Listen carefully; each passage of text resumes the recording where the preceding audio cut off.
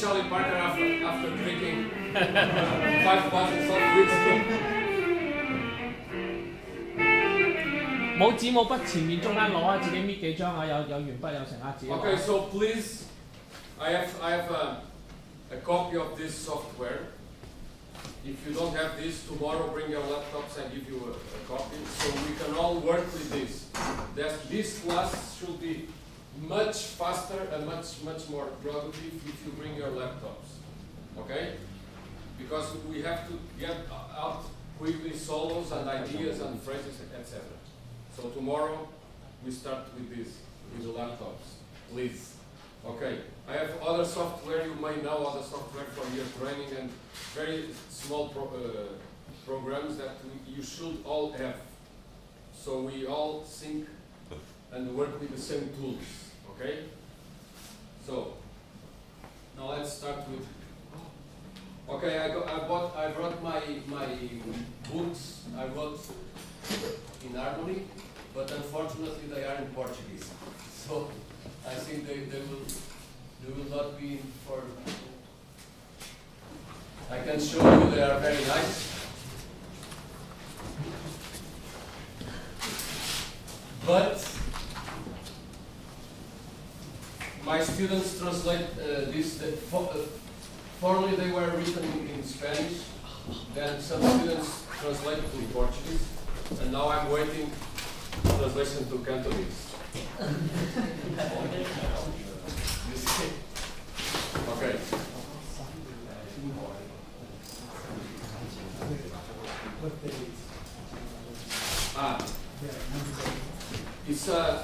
That's a good question.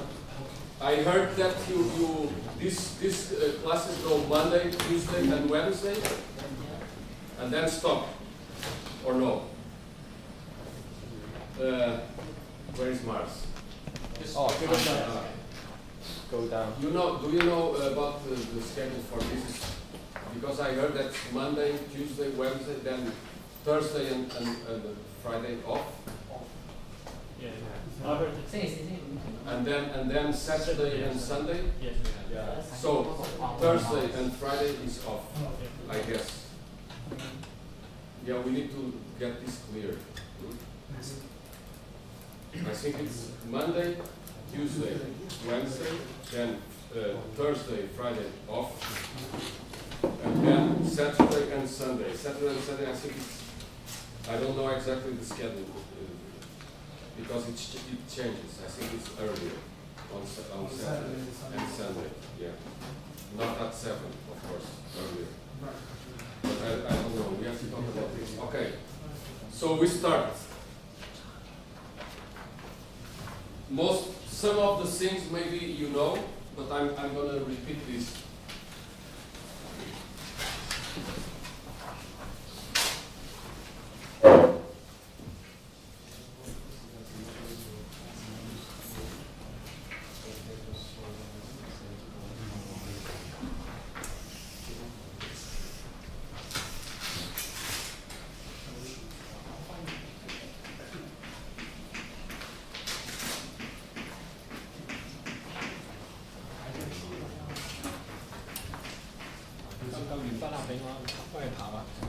Okay, all the harmony in jazz music and also in all Western music is based in the major scale, and the chords build over the major scale. So jazz is no exception. The jazz harmony is very close and very related with the classical harmony of the 19th century and some harmony of the 20th century. Okay, so jazz didn't invent nothing with harmony. Harmony was already invented and developed by the classical composers. What jazz brought to music was the rhythm and the melodies and the colors of the sounds. Okay, so people sometimes think, the jazz chords are very difficult and very, of course they are difficult, but the classical composers, they played those chords in Ravel, Debussy, and the romantic composers of the 19th century. what jazz really brought to music is the rhythm, the melody, different types of melodies, and the sound, the color of the sound. You know, it's totally different, the sound of jazz music and the classical music. It's a different sound. Okay, so these chords could be organized in 3 families, which are very important for Western music, which is the family of the tonic chords, the dominant chords, and the subdominant chords. Do you know what is this? Everybody? Do you? Okay. If you know, there are in Western music there are three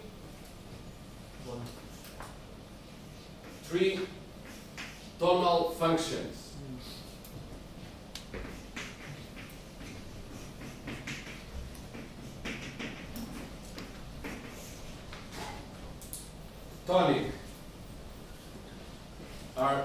The tonic chords are the stable chords. They don't need to move anywhere. They are happy where they are. Okay? These are the tonic chords. They are stable. They don't need to move. The subdominant chords, they are not so stable. They are not as stable as this. They are a little. They need to move to other places. So when you hear in a key, in a song, you hear a subdominant chord, you feel that the song is not ending there. It's impossible. That the song has to move to somewhere else. Okay, that's the feeling of the subdominant chords. And the third chord, which is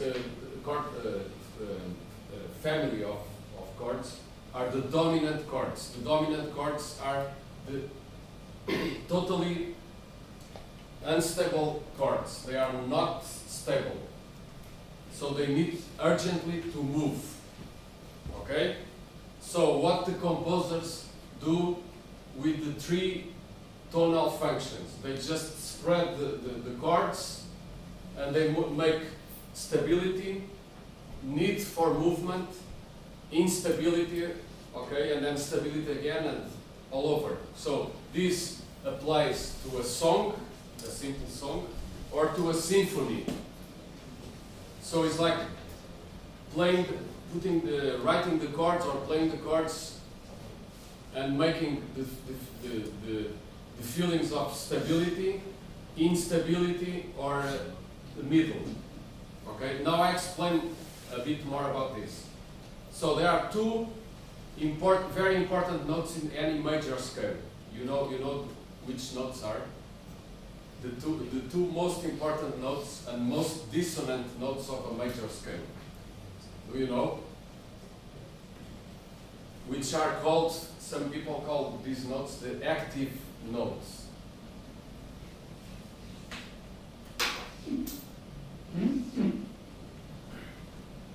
You know why these are called the active notes?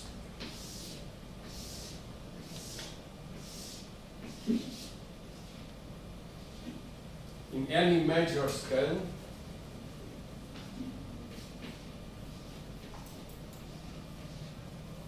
okay, this and this.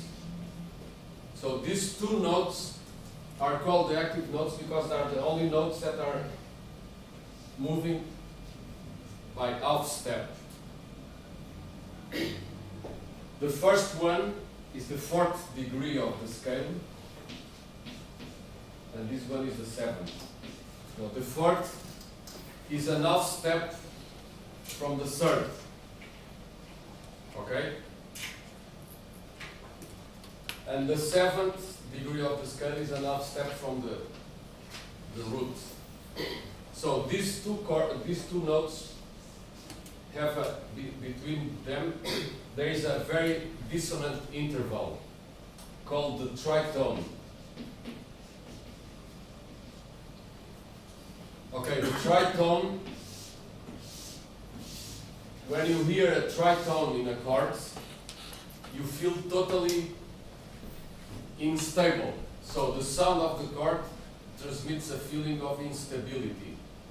So the chord needs to move. Okay? So if you hear this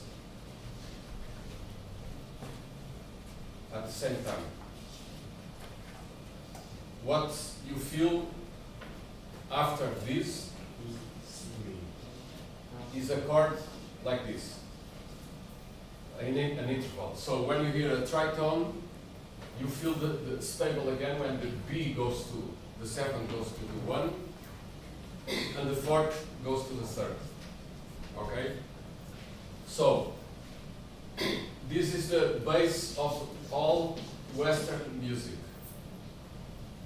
All since the most easy song, tonal song, the easier tonal song with 2 or 3 chords, to the most incredible symphony, tonal, it's based in this. Anywhere, all over the place in different keys, more evident, more shadowed, more hidden, more clear. But this is always what makes the tonal music move. Is the resolution of the tension to release. So any tonal music is a constant change of tension into release, release into tension, tension into tension, tension into release, release into release. It's all the combinations possible. But you only feel really stable when you hear a stable tonic chord. So based on this, we can divide all these 7 chords into the 3 families. Okay? So all the chords that don't have this note is the first rule. All the chords that the 4th degree of the scale is not there are tonic. Why? Because the 4th note is very important. Okay, so it's very important because it needs to go to the 3rd. So all the chords which this note is not present, they are tonic. Now here, let's see, tonic. Right? Tonic. This is impossible. F is here. Tonic. This is impossible. This is impossible. F is here. This is okay. So we have 3 tonic chords. The 1, the 3rd, and the 6th. Always. Any key, any tonality. So the 1, the 3rd, and the 6th are the sounds that transmit release, are the stable sounds. Okay? Now, next step. So here on tonic, you can put the 1, the 3rd, and the 6th. Now, subdominant chords, the opposite. All the chords that have the 4th, but not the 7th, just the 4th, are subdominant.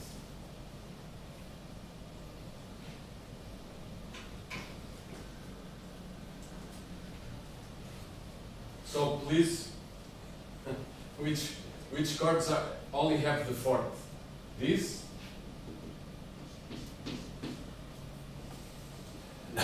This one? This is impossible because the 4th and the 7th are together. So we have, and this is impossible. So we only have 2 chords on subdominant, the 2nd and the 4th.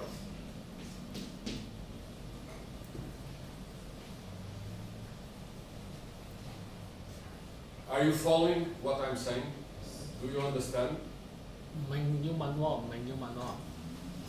得啊。 Because I go really quick. In normal conditions, I do this and then we stop and then next week you go home, 通 do 靈即係 homework, 主要嘅、最穩定嘅。 do a lot 當 of 面嚟叫 mistakes 下 and then next 屬， week 下 I 屬就 repeat 係喐 again. 嘅，最下邊嗰個叫當面係叫屬就係喐最多嘅3種概。第一種最穩定，最下邊嗰種最唔穩定。 So let's recall what I said. First, to be tonic, no fourth degree. All the tonic chords have the fourth degree is not there. Is the first active note. Cannot be in the tonic chords. Okay? Subdominant chords. The fourth degree should be there. Okay? And now dominant chords, very easy. The fourth and the seventh together. So there are only two chords. This and this. Where you can hear the seventh degree of the scale and the fourth degree together. So is the fifth and the seventh of the scale. Okay, so for what is this? This is obvious that it has a sense. Like when I do any kind of chords, I play any kind of chords. If I start a tune with E minor, then I go to F, then I go to G, and then A. What am I doing here? What kind of movements, harmonic movements am I doing here? First, E minor is what? This is in C major, this progression. This is tonic, right? Tonic. This is the fourth, subdominant. Okay? This is the fifth, dominant, and this is tonic. Okay? So, in other words, stable, unstable, no, this is unstable, stable, and this is less stable, because it's subdominant. So subdominant is not stable, but is not as unstable as this one, because subdominant only has one of the active notes. Okay? So, would that be a transitional? yeah, the subdominant chord becomes a transition? Yeah, exactly what I was telling them this right now. The subdominant chord works like can go anywhere. Okay? The subdominant chord is a not very unstable chord, but it's not stable. So it can go to a more unstable chord, dominant, or back to stable. Okay? So when you play a tune which is, maybe Rico can play a sample for us. Play C major, ton, ton, and then F major. Just this. A song like this. No, just 4 beats in C, 4 beats in F. Okay, let's go. This is roots. And then subdominant. And then back. Okay? How many songs you know like this?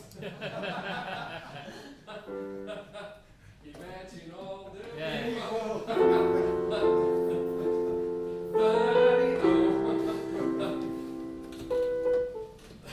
Okay, so this simple example is like 1 going to 4. So we can be listening to this till the eternity, because this is always a motion.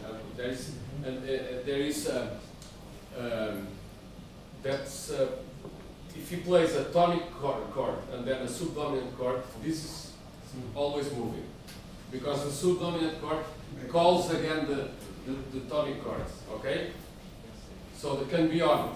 Another progression that it's very common is like C major, D minor. D minor 7, C major 7.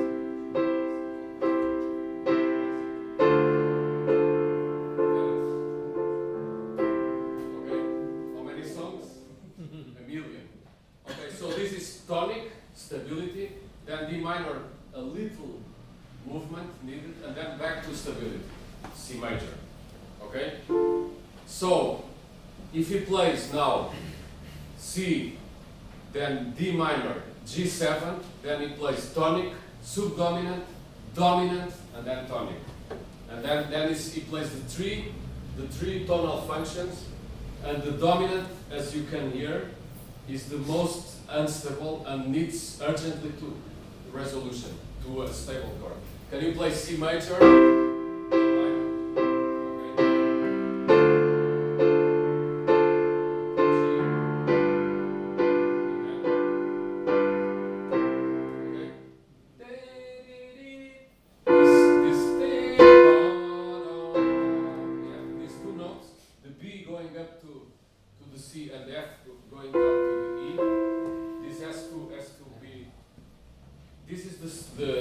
The strongest movement, harmonic movement in Western music. So all tunes are based in this, more or less. Okay.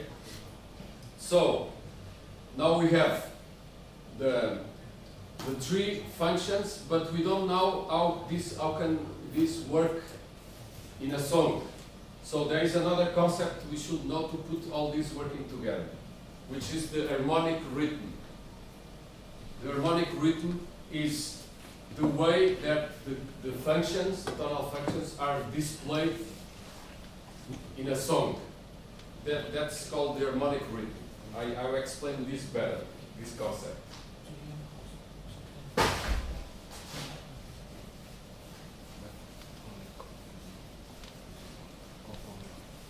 Okay, so you know what is called rhythm. Rhythm is like the sounds we play, any sound we play against a tempo. Now we have a tempo, and then a rhythm is something like this is what I'm doing here is a rhythm, because we have a pulse here, and then we have a sound that goes against or in the pulse or against the pulse, and then back to the pulse. This is a rhythm. It's a sound that our ears and brain can relate to a pulse. And a pulse is something that is constant. So if it's constant, it's not a rhythm. It's a pulse. Okay? So this is the concept, the general concept of rhythm. In harmony, is exactly the same. Every time we hear a chord, it's a sound. So if we have a pulse, we have an harmonic rhythm. Every time I play a chord, ding, and then ding, ding. I'm playing an harmonic rhythm. The harmonic rhythm is the occurrence of chords over a pulse. Okay, so if I have again 4 bars, and I'm tapping this. Okay, if I play a chord here,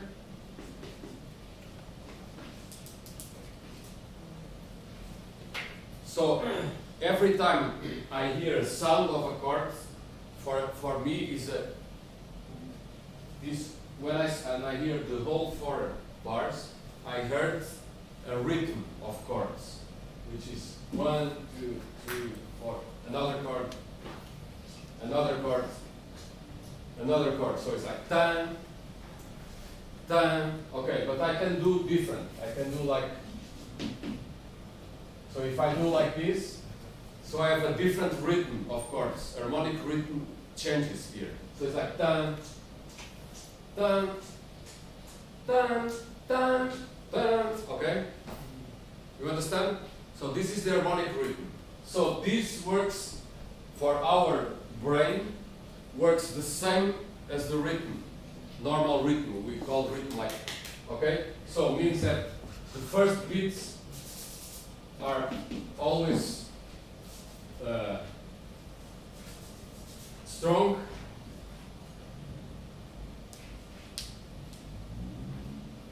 and for weak, strong, weak, strong. You understand?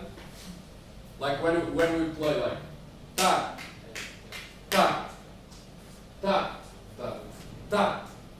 Every time there are two sounds like in a normal rhythm. Like if we have this.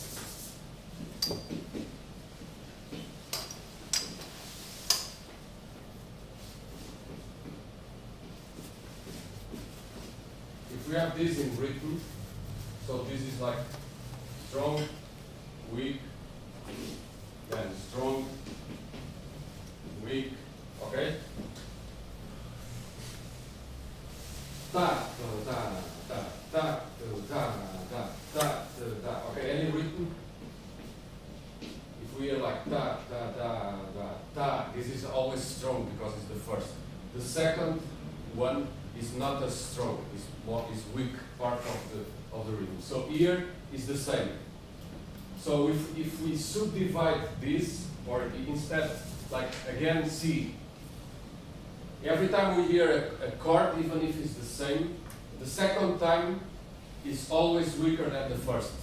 And this goes till the end of the song like this, like in a normal rhythm. So the odd measures, 1, 3, are in a general song with a chord in each bar. The odd measures are stronger than the other, which means like this, the odd measures are strong than this, the second and the fourth. And if we have, for instance, we have like two chords in one bar, the first chord beat is stronger than the third beat inside the bar. If we have 4 chords in one bar, it's always the same. Like this is weak compared to this, but inside is like strong, weak, strong, weak. You understand? Always like this. It's kind of a binary code. It's always strong, weak, strong, weak. If we have like 80 chords, it's always like strong, weak, strong, weak. First one is always strong, second one is weak, and so forth. You know, the more we divide this, the more we have strong, weak, but also we have the feeling of the bar, and all the subdivisions are present. So, you know, because if a song is all the time like one chord each beat, then it's like this. But maybe just one bar is like this, so the others are like that. So the general strong, weak, maintain. Okay? This is very important. This is very important to place the tonal functions over the harmonic rhythm. Are you getting what I'm explaining? Because this is the turning point. If you get to this point, then we can go on. Okay, so when we have these 3 tonal functions, and we have this harmonic rhythm that goes always strong, weak, strong, weak, strong, weak, strong, okay, and so on. So what you think the tonic functions should be where? To be totally cool. Where? On strong or weak parts of the beat? Strong, of course. No? So when you finish a song, to make the song really finishing, you should finish in a strong bar. So never finish a song in bar 2 or bar 16 or bar whatever. You know, always end the song in a odd bar to make really the end really clear, because then you end the song with a tonic chord in a strong bar, then it really ends. If you end the song in a not so strong bar, you can put all the tonic chords you want, but it doesn't sound totally finished, because the chord, the tonal function is correct, but the harmonic rhythm is not correct. Okay? You understand? So the basic songs you hear in TV and radio, pop, very easy commercial songs are always based on this. It's very clear when the things have to change, and normally in commercial music the composers never mess with this, because this gives the feeling of, okay, the song is over, you know, the song is going to repeat again. So this is kind of an inner unconventional way of feeling people cool listening to the music. If you write a song with 7 bars, you will never sell the song. Because you transmit to the people a sensation that is something always missing. You know, if you write, that's the reason most of the songs are made in 8 bars. So 9th bar is again odd, so it's strong. So it's like when the drummer plays a fill in and then back again to the 9th bar and so forth, okay? So if you write tunes in 11, 13, 7, 9, you transmit to the audience a sensation of it's unfinished all the time. It's never, and if the drummer is not good and he doesn't know the song, you always play wrong. Because he plays 8 bars and he makes the fill in to the 9th, and the song is already on top. You understand? So this is I'm telling you this because in modern jazz, most of composers write tunes exactly with odd number of measures, like with 9 bars, 11. For example, you can check the tunes of Wayne Shorter. They are most of them are at least some parts of the tunes. They don't have 8 bar. They are not 8 bar phrases. They are 7 bar, 9 bar, 11 bars, and so on. So this transmits a sensation of a kind of obscure sensation. When you hear the tune, you never know where it is. Okay? Much more difficult to hear than a song, even with very difficult chords, based on structures of 8, 16, or whatever. Okay? So remember this. Imagine if you have. Okay. Now let's do an experiment with the tonal functions and the harmonic rhythm.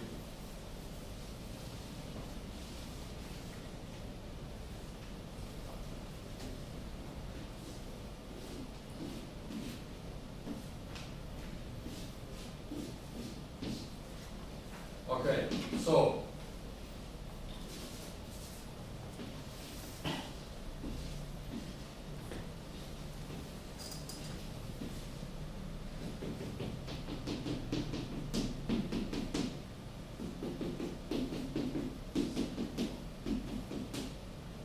I want to write a tune with 1 chord in each bar. So I have 8 bars. I want to put 8 chords. So let's make this song clear with we can use all the seven chords of the major harmony. So in strong I can use C, E, or A. Okay? Let's start with A. Okay? Now in a weak bar, I can use dominant or subdominant. Okay? To make this move again to a strong bar. So I can use D minor, subdominant D minor, or F major, right? If I want to use subdominant. If I want to use dominant, I can use G7 or B of diminished, right? So let's put D minor. So this is subdominant, tonic, okay? So we are okay, no? We have a tonic chord in a strong bar.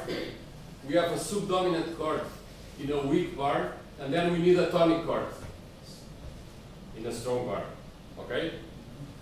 So we have A, this is not a commercial tune, so we don't play A again.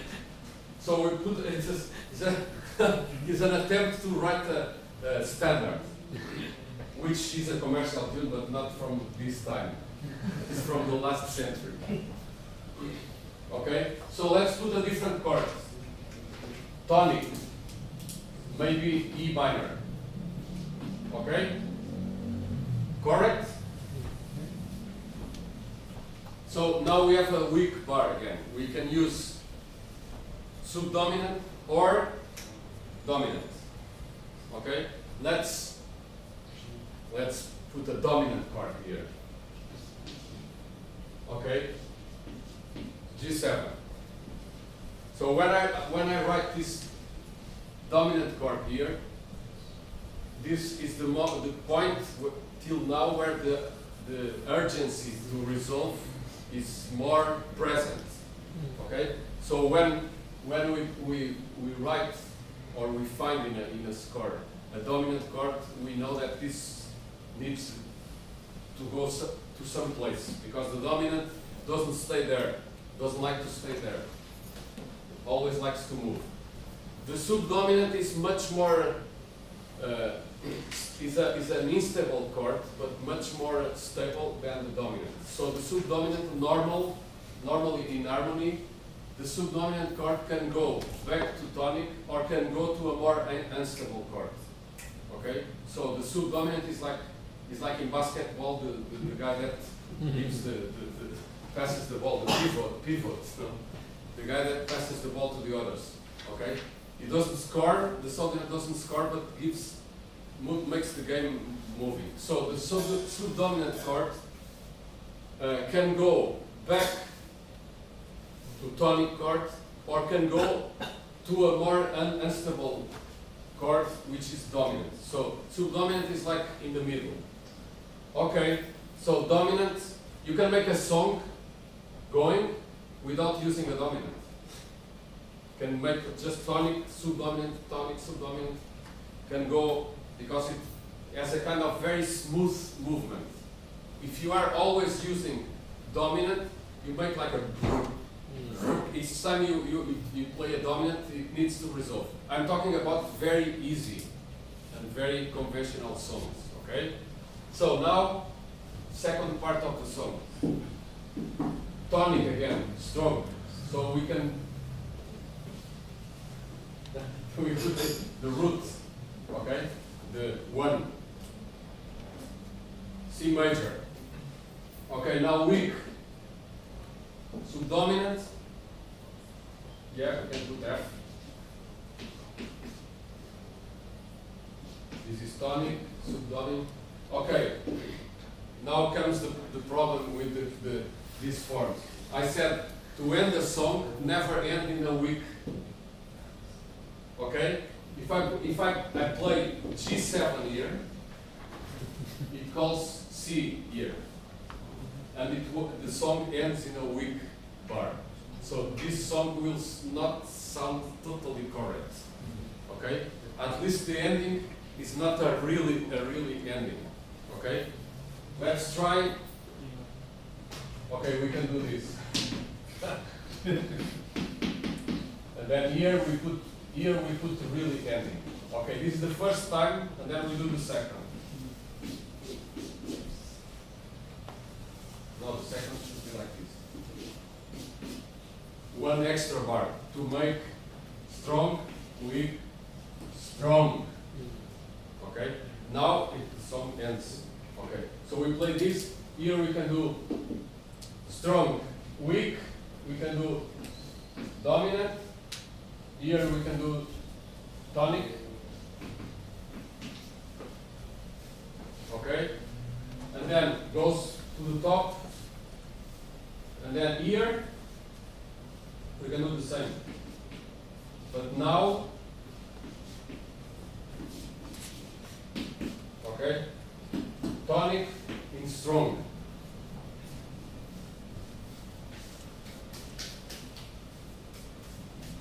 Of course, Rico, can you play this marvelous song?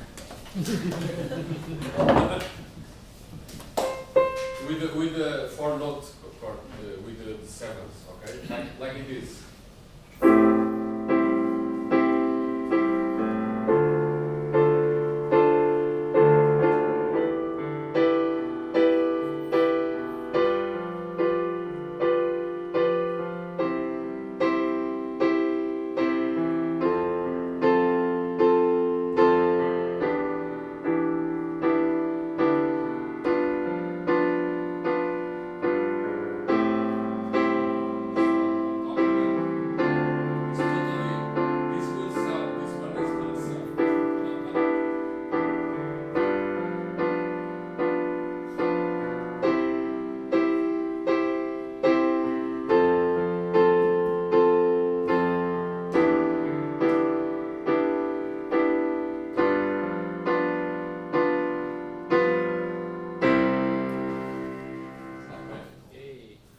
Chords to sell.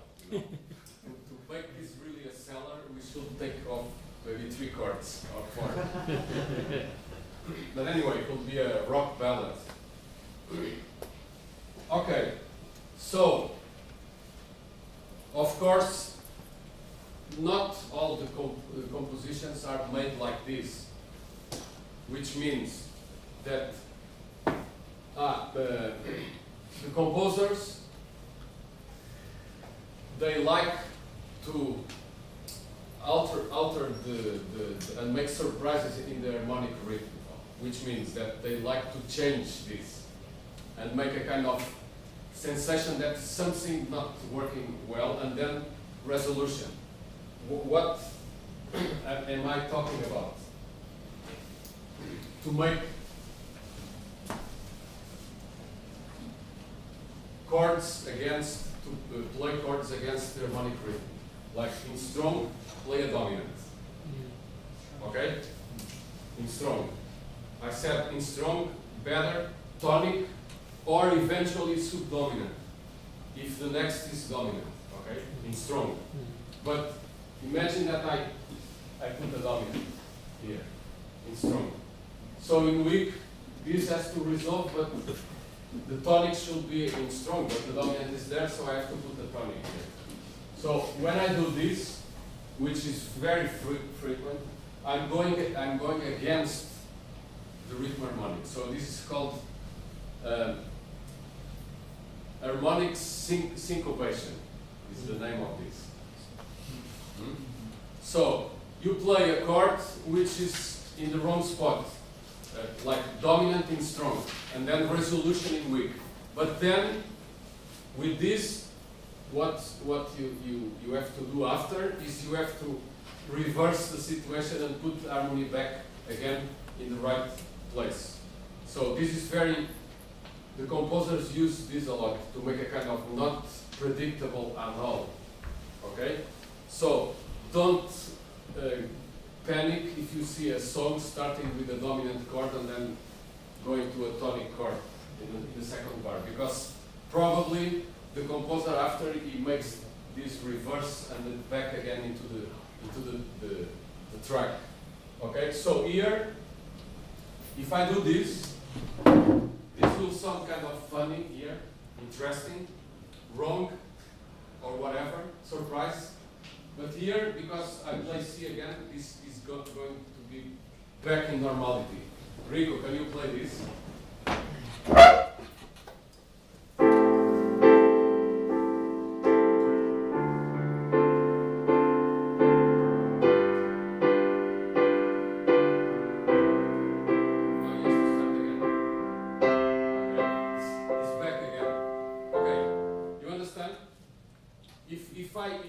If I keep doing this,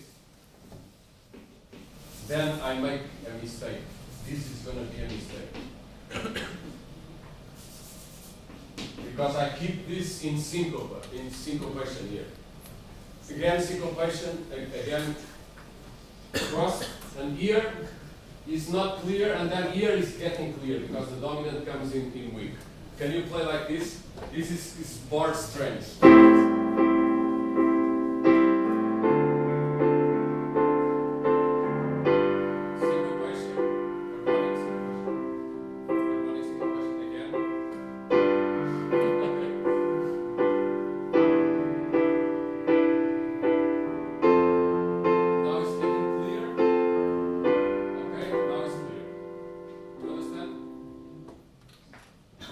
This is playing with the harmonic functions and the harmonic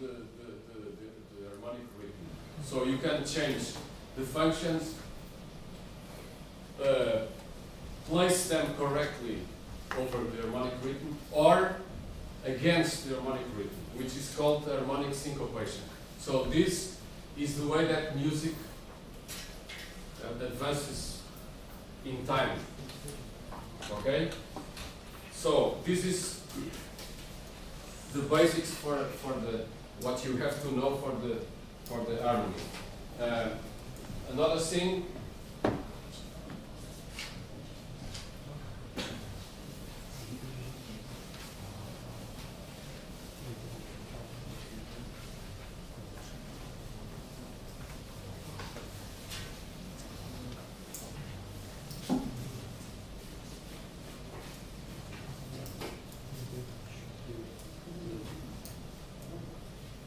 Another thing we have to talk about is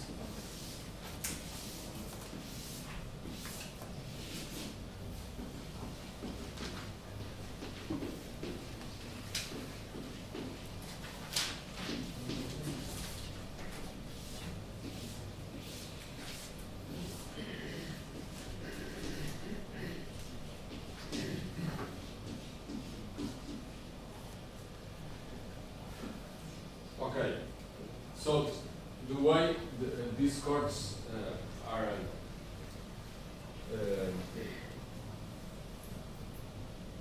the symbols to write down these chords. I think you know this, but this is a major 7 chord. Normally we use this, or sometimes this. Okay? Major 7 chord is the scale. Is made of 1, 3, 5, 7. How many major chords are in a major scale? You know how many major 7 chords we can find in a major scale? There are 2. In the 1st and the 4th degrees, right? It's like in C major, it's C major 7th and F major 7th, no more. All the other chords are different. So we have 1 and the 4th. Okay, so these are the 2 major 7 chords. Now we have 3 minor 7 chords in a major scale. The 2nd, the 3rd, and the 6th. Okay? This, and this. Okay? The minor 7 chords is like, compared to this, it's like, as the flat 3rd, 5th, and flat 7th. Can be written like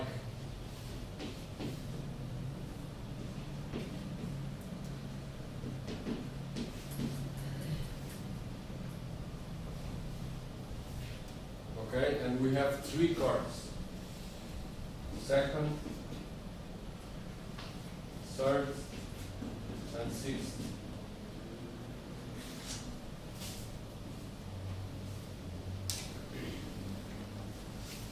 Okay?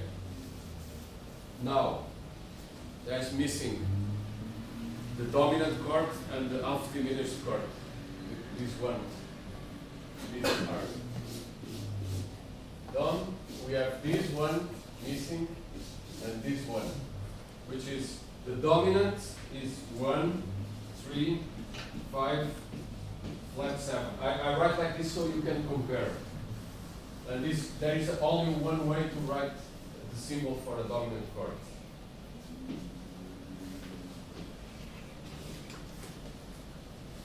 Okay? And the dominant chord is the 5th degree. That one. And then the last one, the 7th, is the half diminished chord.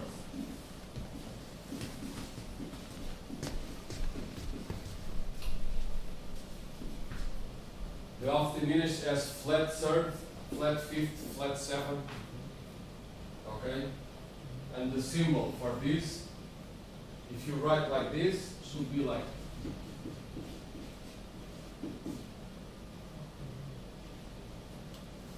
or if you write like this, should be like this symbol or this minor 7 flat 5th. Okay? We have all the chords, the 4 types of chords we can find in a major scale. Let's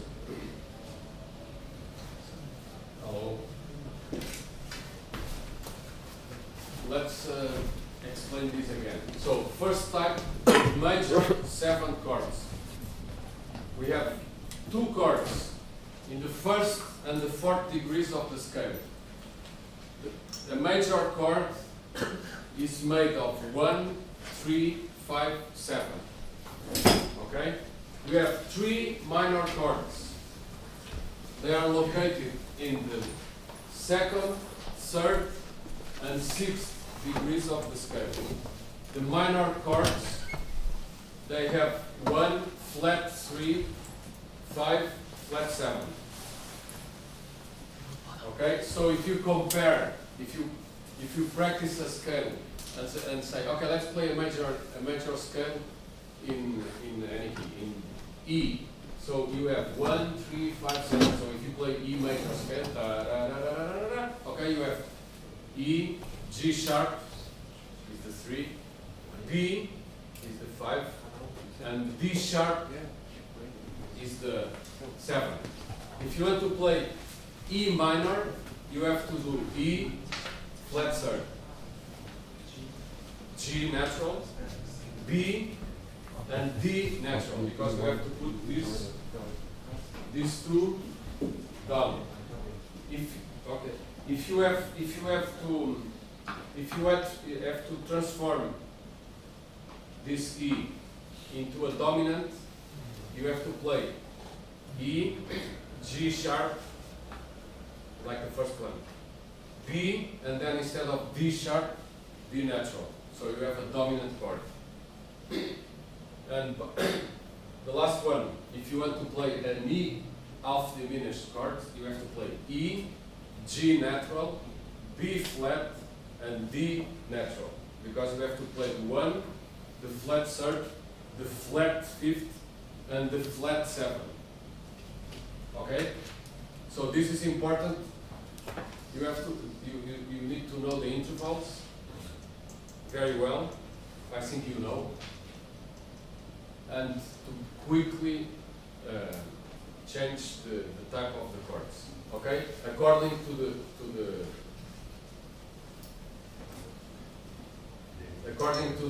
chord symbols. Okay, so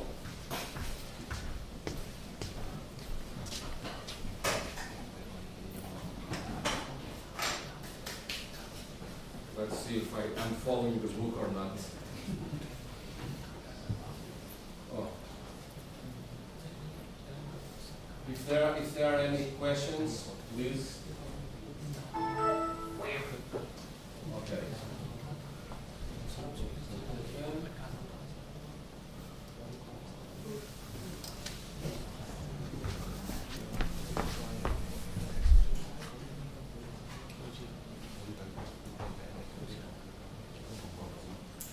Okay. Next step. What time is now?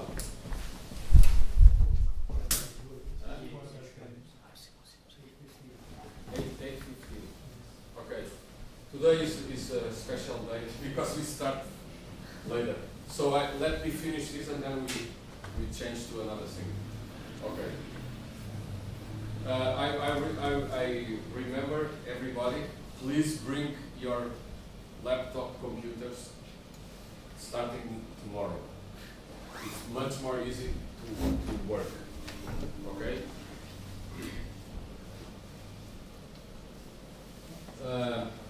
Okay. Now we should place melodies on top of the chords. The chords in the music we play, popular music, the melodies are always accompanied by chords.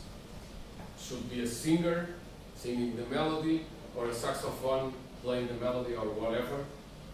The backing sounds normally are chords. So in Western popular music, the melodies are always accompanied by chords. So we should know which are the rules to put the melodies on top of the chords. And the melodies can be also what we improvise. Now, when a composer writes a melody, he is writing, if he doesn't like the melody, he erases the melody and writes another one. When you are improvising a melody, you don't have an eraser, so if you play wrong, it's wrong. You know? So, but the rules are the same. So there are some rules that make the melodies work over the chords. So you should know how to analyze the melodies and you should know these basic rules, which are not completely they are not totally certain. Means that a certain degree of unpredictability it's expected. So if you listen to a monk, Thelonious Monk tune, you will understand what I'm telling you. Which means that some wrong notes can sound really nice, and sometimes some really correct notes can sound really dumb and stupid because they are too correct. Okay, so this is not a rule. When we write melodies over the chords, there is not a definite rule that if I do this will sound perfect. Of course, it will sound right, but could sound completely silly and stupid. Okay, so the act of writing melodies over chords is not a question of mathematics, it's a question of taste, of musical influences and culture. If you never heard jazz, if you are a rock musician, if some people give you a set of chords, you will write for sure a melody based on what you know. Okay? If you are a jazz musician and you have a set of chords, maybe you will write a melody based on what you know, some jazz influence. If you are a classical composer and you never paid too much attention to rock music or jazz music, if you get the same set of chords, you will probably write another melody based on what you know. Okay? So the art of writing melodies is very, very personal and subjective. It's not, I cannot say a rule here, like if you do this, you always write. No. And sometimes the composers write wrong melodies, which become to sound really great because they are wrong. Okay? And sometimes people write beautiful and totally correct melodies, which sounds really stupid and no interesting at all because they are too correct. Okay? So, this what I'm telling now is the basic rules to make, which are made for the. Let me see. To make the people understanding how the melodies work.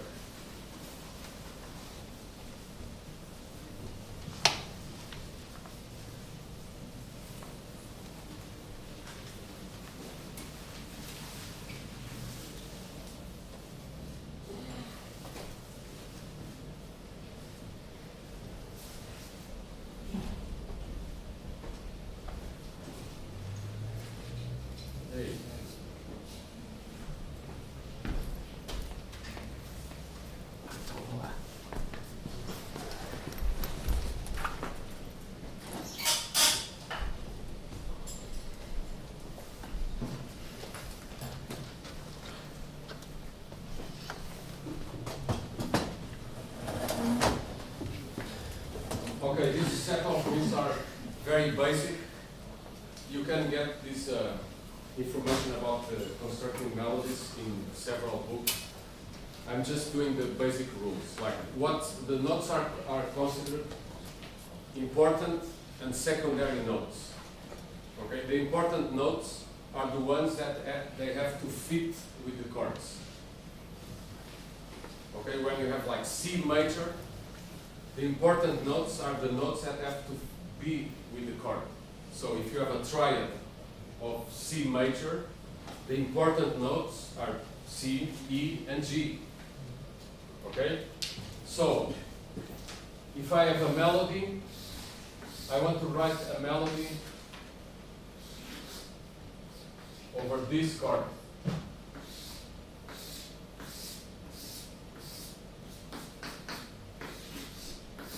Okay? So I have one bar. So I know that the notes that sound really cool and perfect are these three notes. If I write a melody like da, da, ding, da, da, da, ding, da. Okay? This is the example of, I said that it's a stupid melody, but sounds correct because I'm playing the notes of the chord. Dun, dun, ding, dun, dun, dun, ding, dun, dun, dun. Okay? If I change the chord and I play a D minor chord, I can go dun, dun, ding, dun, dun, dun, which, how is called this? This is called an arpeggio. No? When you play an arpeggio, you play the notes of the chords. Everybody that study an instrument knows what play the chords by note, like da da da da da da da da da da da da. Okay, these are called arpeggios, and these are the most important notes of the chord in the melody. Okay, so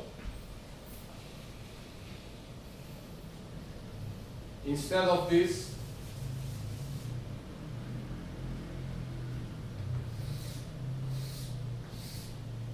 if I write this, what do you think? Possible or not? Can you play very slow? Triad, C major, and then this melody. Okay. When you hear C and it hits a melody, C, your ear instantly grabs C. This is cool. Then he plays D, and you feel like, okay, this is not cool, but goes to another. Okay, and then the next one is not cool. Okay, and then.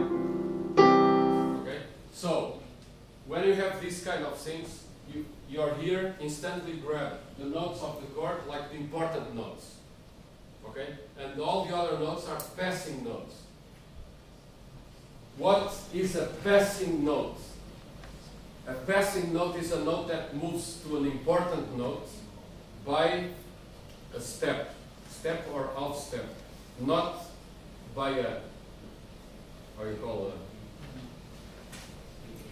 it, bigger than a step. A third, no, it's not a passing note. A passing note has to be always going into a chord note by a step or half step, okay?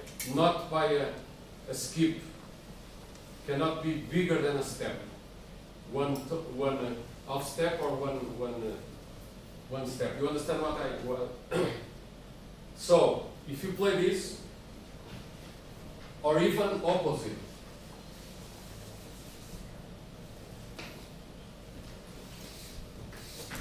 this will sound wrong at the beginning, and then right. I start C major with D. You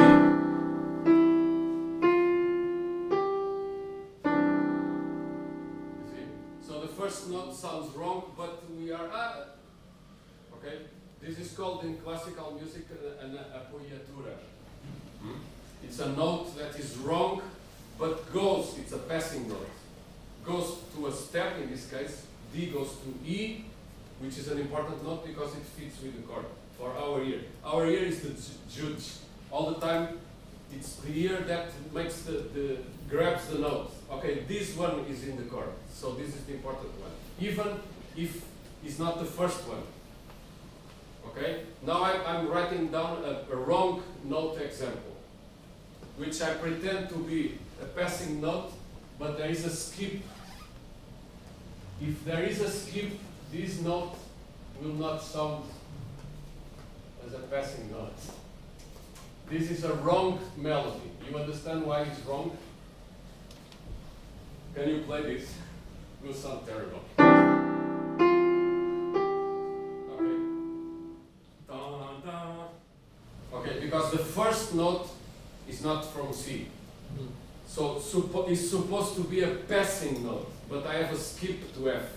So, first rule, okay, passing note should be always smooth into an important note, okay?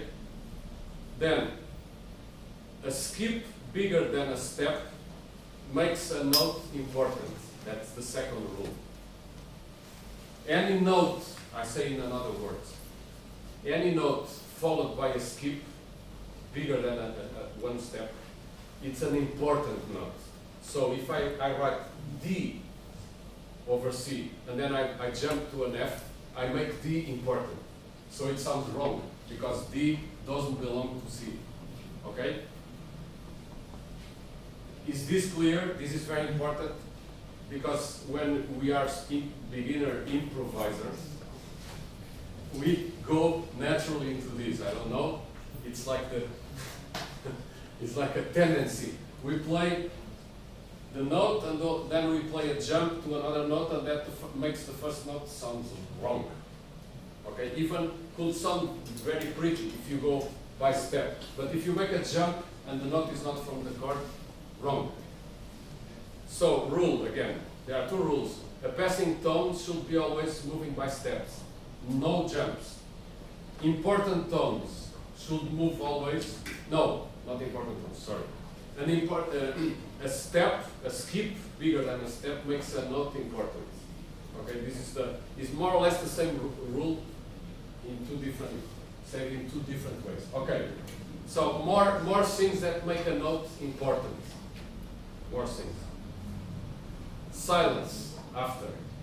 Any note followed by a silence, it's important. Why? Because if you hear bang and then nothing, it stays in your ear. So it's important. Because the rule is always the ear, and these rules are made by our ears, you know. So don't get fooled by the written music in the paper, because what really is important is what you hear.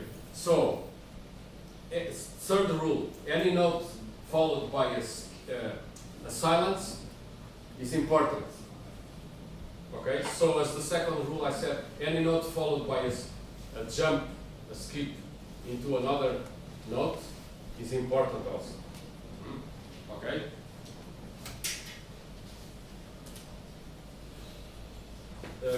Fourth rule.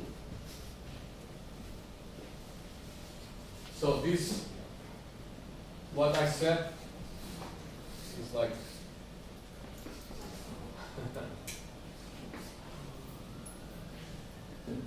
pause, note, silence. This is important. Okay? Rico, can you play that? But slower. Okay. Now the first note, because it's nothing after, so makes the note is important. Now if you play this like without this, so the first note is a passing tone. Can you play? Now is no silence. Can you play? Okay. See, like ta-dee. There is no space, so the note is passing tone. It's not important anymore. Okay. Why is a passing tone? Because it's followed by a step. Okay. So these four rules all together. I didn't say default, unfortunately. Okay. Any syncopated note is important. Any syncopated note is important. Here we have a syncopated note, but this is not. Let's make it more. Okay. this is any syncopated note is important. What is a syncopated note? It's a note that is not in time. It's in the upbeat, or it's it's not in the right position in the bar. So if it's in a odd position in the bar, so it's important because it's syncopated. In this case, this is very obvious. Can you play this? Like 1, 2, 3, 4. This is always important. So now I write you a melody. What we normally do after this is like I give you a melody and you go home and you analyze the melody and you say note by note which are the important and secondary notes. Okay? If you know how to do this, you can analyze any solo, any tune, any jazz tune, and know exactly which notes are important, which notes belong to the chords, and so on. So if you are able to do this, you are able to pass to the next step, which is transcribing and analyzing solos, which is the most important tool to learn this music, or any type of music which is played by ear. Okay, like popular music, all popular music basically is played by ear. First by ear and then by music. Okay, classical music, first played by written music, secondly by ear, at least to play together with the other players in the ensemble. Now you have to also to use your ear to blend with the other guys. Okay, but popular music is played by ear first, and for some people it's always by ear. Okay, so remember always that, because when I say we need to transcribe and analyze solos, this is the only tool to learn jazz and to learn how to improvise. It's transcribe and analyze, which is what we'll start to do maybe tomorrow or today when I finish this. Okay, it's like we have to hear the tunes, realize what's playing, the notes, write down the notes, and then analyze and say, okay, this guy is playing the 7th, the 3rd, 3 passing notes. Okay, great. Then pick the horn and play that in all keys. This is the way to learn. You know, it's like listen, transcribe, analyze, play. Listen, transcribe, analyze, play. The third step is the most difficult, because to analyze you need to know harmonically and melodically what's going on. Otherwise, are only notes for you and you play that as a classical piece of music, which is not important to know exactly what you are playing. In classical music, what is important is to play that good. No? Being a good interpreter. But for a jazz musician or an improviser, the improviser should understand what is written to use by himself in the future the ideas from that. That's the reason for transcribing. And now I'm finishing this. These are very basic. You only learn about this doing yourself, analyzing melodies, because you will find a lot of problems and a lot of notes you don't know what they are, but then if you think a little bit, you will find the way where the notes should be. Why the importance of this? This is important for analyzing solos, also important for writing arrangements, because if you have a melody, you want to write an arrangement, you should know which notes of the melody are important or not, because from that depends the type of chords you use, if they are okay or not, okay, and so on. So, I'm going to write a 4-bar melody, and we will try to analyze quickly this melody. This is a quite easy melody.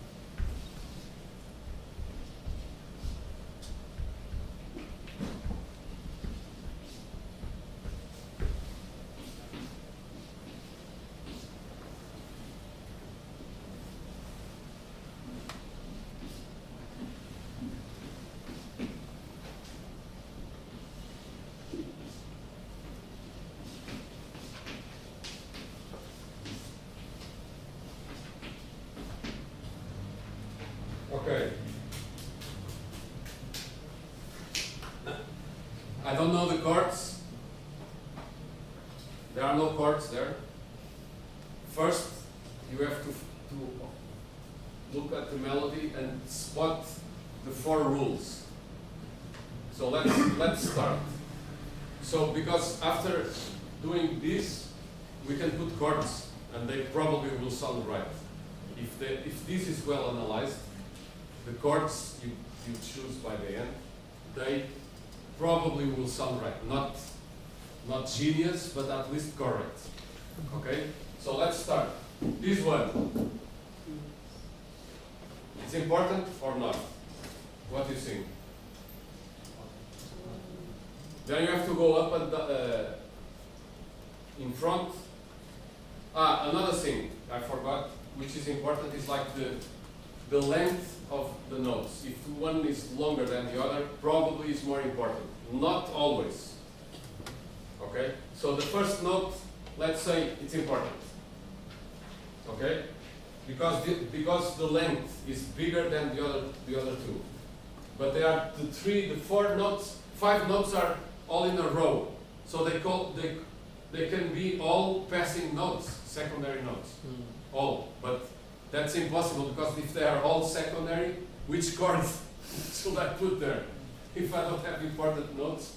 Okay?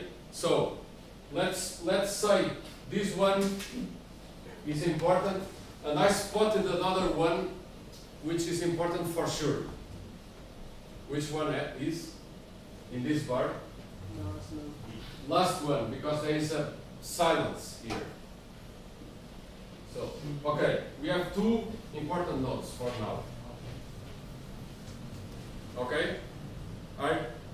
This is not very clear. Maybe I take this off. Okay? Because there is no skip. The only thing that makes me think this note is more important than these 2 is that the length is bigger, stays more time. But okay, we don't know. This one we don't know. This one for sure, silence. Okay? Now second bar, this one, important or not? Yes. There is a skip, note followed by a skip, it's always important. Okay? Now here, the rest of the bar could be the 3 secondary, but this one is bigger than the other 2, so probably, I don't know, it's the same case, inversion. I don't know. Okay? Now, but here I have a skip, so it makes this note important. You understand? From here to here, you have a jump up. So it makes the C important because of the second or the third rule. Okay? Now, next, these 2 notes, which is most important? This one, Y, is syncopated. Also, because of another rule, it's followed by a skip. So it's double important. Okay? Then, this note probably is important because it's very big. Bigger than all the others. Probably, I don't know. Let's see. It's always, when you analyze a melody, you always go back and forth. Go up, go in front, check, then go back, change according to what is in front. Okay? It's this way we always analyze melodies. It's just going back and forth. In front, you check, then you go back and you change what you suppose was one thing. Maybe it becomes another thing, depending on what is in front. Remember, then when we listen to music, when we listen this played, our brain always reads in front. Our brain doesn't read music backwards. We listen music always in time into an ending, not backwards. We can't process music backwards. Okay? So now this bar, last bar, we have a row of notes going down. They are all okay. We have one that is important. for sure. You know, last one, because it is syncopation.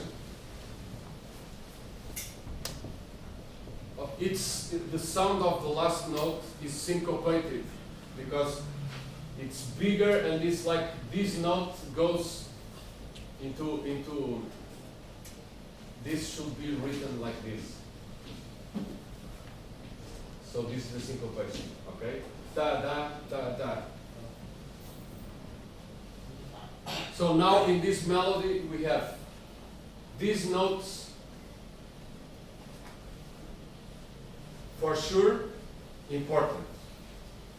So now let's put the chords in C major. So first we only have a C, but this G, but this is not good because we cannot. It's not good to have 4 passing tones because the passing tones lead into important tones. Okay. Normally, this is not an exact science. Normally, a passing note goes into an important note. So in this case, we have 4 passing notes. This is not good. So we have to pick in these 4 notes at least one important to anchor this bar. We have one important which is G. From C, D, E, F. Let's get this more clear. Let's pick some notes. Depending on the note we pick, it comes the chord that goes. Okay? So if we pick C, because it's bigger than these 2, then we have 3 passing notes. If I pick another one here, we have a C major or A minor, okay? A minor 7.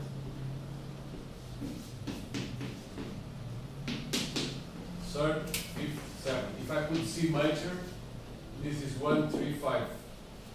Okay? Can you play just this bar with A minor?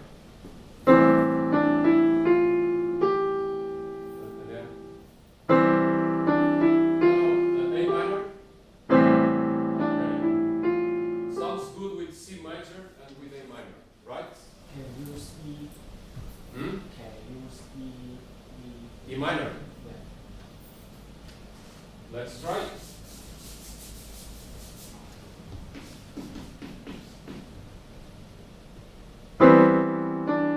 a problem here. Like C, because E minor. What's the problem here? E minor is like, and you have C. So these 2 notes. It's too big. This, if it was smaller, maybe it would be possible. It's the length of the note makes this note important. E minor is not a good choice. Depending, if you play too fast, like 1, 2, 1, 2, 3, 4, da da da da da. Can you play that? 1, 2, 3, 4. You see? You have no time to see. It's wrong. If it's a ballad, very slow. 1, 2, 3, 4. See, wrong. It's better not doing this. E minor as a B, and the note is C, so it clashes. It's dangerous.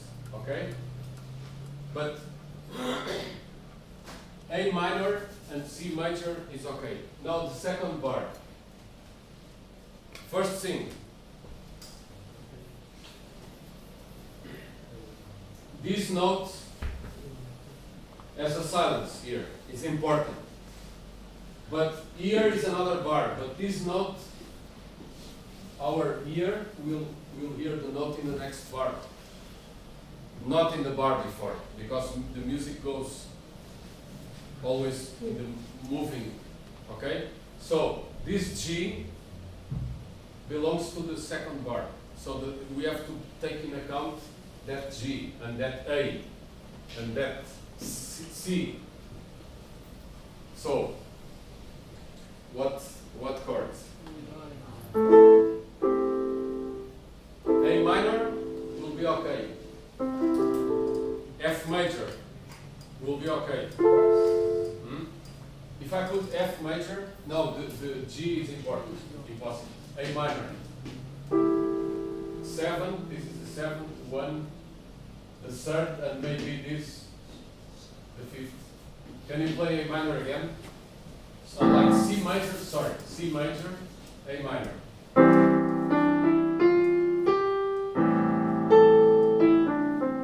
Okay, sounds okay. We are trying in this exercise to make the notes sound as 1, 3, 5, and 7. No more. If we make the notes sound like 9s, 11s, 13s, we can change all this. Not now. Okay? Finishing. Okay, 3rd bar. Important notes, these two. Let's make this also important. Okay? Because it's too big. Which chords can we play here? Please, A minor or no again?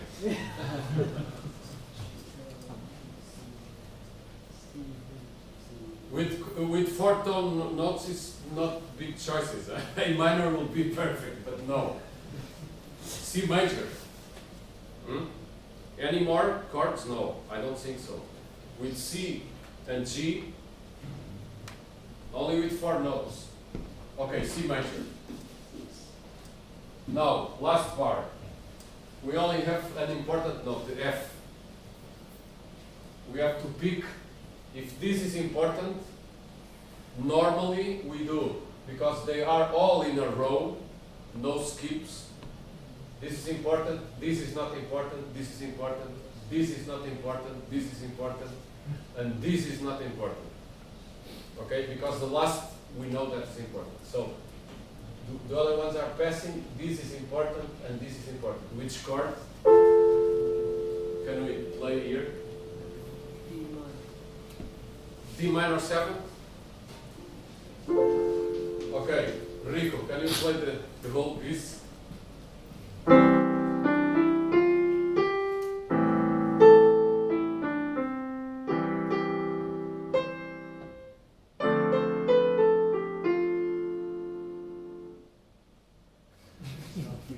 Not a very inspired melody, but it's okay.